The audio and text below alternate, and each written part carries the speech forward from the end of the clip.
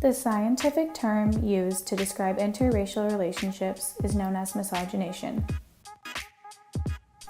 Miscegenation is defined as marriage or cohabitation between two people from different racial groups.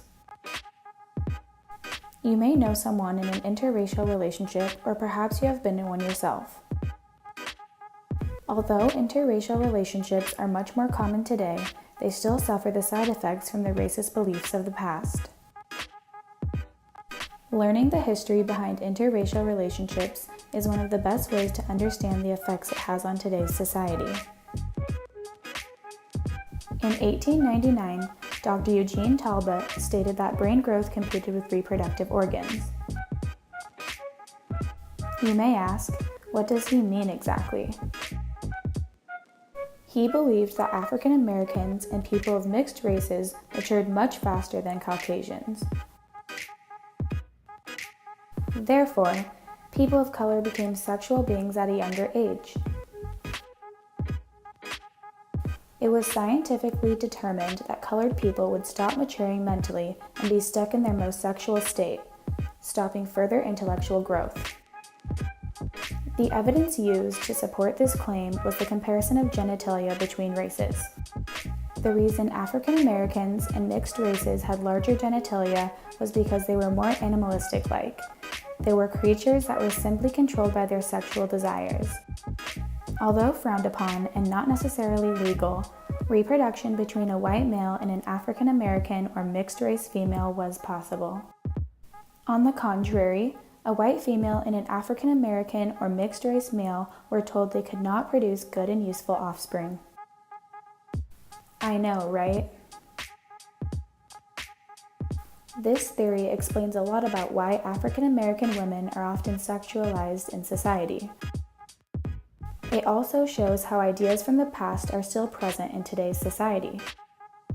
For example, identifying genital size with specific races is still a concept many people believe to be true today. There are still negative associations with interracial relationships because of inaccurate information from the past. Knowing what we do now, I would like to recognize some major regulations and laws that have shaped the future of interracial relationships and miscegenation throughout history. In 1664, Maryland passed the first British colonial law banning marriage between whites and slaves. This law orders the enslavement of white women who have married black men. This law leaves a lot of room for questioning and creates room for authorities to pick and choose who it applies to.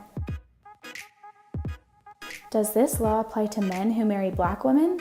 And what about free blacks? Can they marry a white woman? In 1691, Virginia bans interracial marriages. Anyone who is found guilty of this crime will be sentenced to death. Virginia also states that any minister found guilty of performing an interracial marriage would have to pay a hefty fine. In 1780, Pennsylvania repeals its law banning interracial marriage in intent to slowly abolish slavery and grant slaves equal legal status. Although interracial relationships were not accepted, Pennsylvania was the first state to change their laws to allow miscegenation. In 1843, Massachusetts repeals its anti-miscegenation law, becoming the second state to do so. In 1871, Representative Andrew King proposes a U.S. constitutional amendment banning all marriage between whites and people of color in every state throughout the country. This law did not pass but was considered.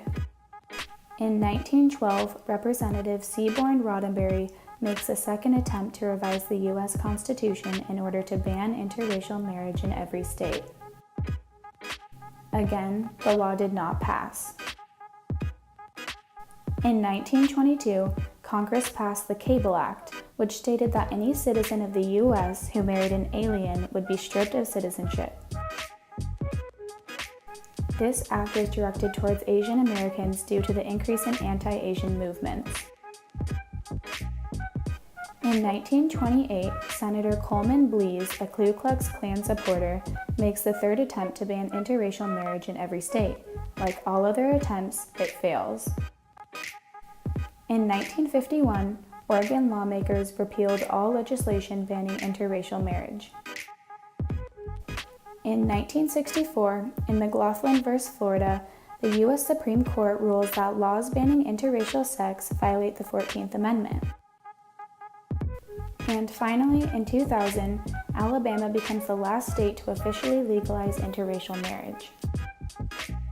Newsflash, that was only 18 years ago. The U.S. has been slow to recognize interracial relationships as a non-issue. And throughout history, the acceptance of interracial relationships has come and gone. Although there aren't laws anymore that prohibit interracial relationships, there are still stigmas attached to the idea of misogynation. The majority of people today would say they don't see anything wrong with misogynation. Most people now know that Dr. Eugene Talbot's absurd scientific facts about African Americans and mixed races were only an excuse to allow racism. However, the issue is that there is still an implicit bias attached to the idea of interracial relationships. An implicit bias is when someone unconsciously attributes certain qualities to members of a particular social group. These stereotypes are influenced by past experiences and are learned.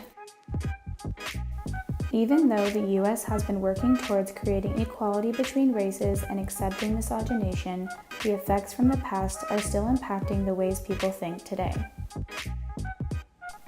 I interviewed 3 of my coworkers to get their personal opinions and experiences on the subject. Have you ever been in or considered being in an interracial relationship? Yes, I have. To both. Yeah, I'm actually currently in an interracial relationship. I have been with my girlfriend for about 4 years now. I have not been in one, but I have considered it. When you were in an interracial relationship, were your families supportive, and did you feel comfortable being around your partner's families? My family, for one, was really supportive. My mom is Korean and my dad is Black, so that was kind of already normal in my family. But as for dating someone outside of my race, like at first I'm always a little nervous to meet like their parents or like their grandparents, just because you don't really ever know how other people are raised or if their families are open about interracial dating.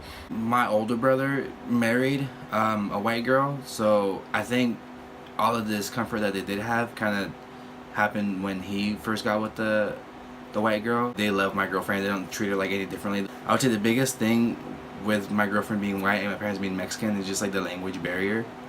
And sometimes it's hard for them to communicate what they want to say with my girlfriend. I don't think they would care. It's not like a big deal to my family. Yeah, they would be accepting and loving. How do you feel like society could make a difference and accept interracial relationships? I think that society can change in a way where we are just more accepting of different cultures and the differences that separate us, because we're all human. You're always going to see color, and you're always going to see like different people's, you're going to see different characteristics physically that separate us, but at the end of the day, like, you could have something in common with someone you know nothing about or you look nothing like, and I think it's just important to have an open mind and just educate yourself about other people's cultures and backgrounds. Honestly, just kind of treat everybody like equal. That'd be my biggest thing, is just give everybody a chance. You never know. You can't just be stuck in your own ways. You gotta give people at least a chance to change your mind if you are stuck in your own ways. I don't know. It's hard. Everyone has like their own mindset, obviously. Taking the time to like get to know someone would be like a big thing. Like, it's not what's on the outside, it's what's on the inside.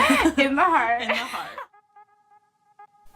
I myself am in an interracial relationship, and that is part of the reason I chose this topic for my project. My advice to anyone who thinks they may have an implicit bias towards interracial relationships is to get familiar with different races.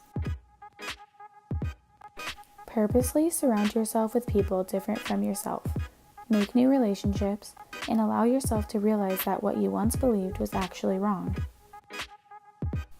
Because despite what people used to think, We're all human and we are all equal.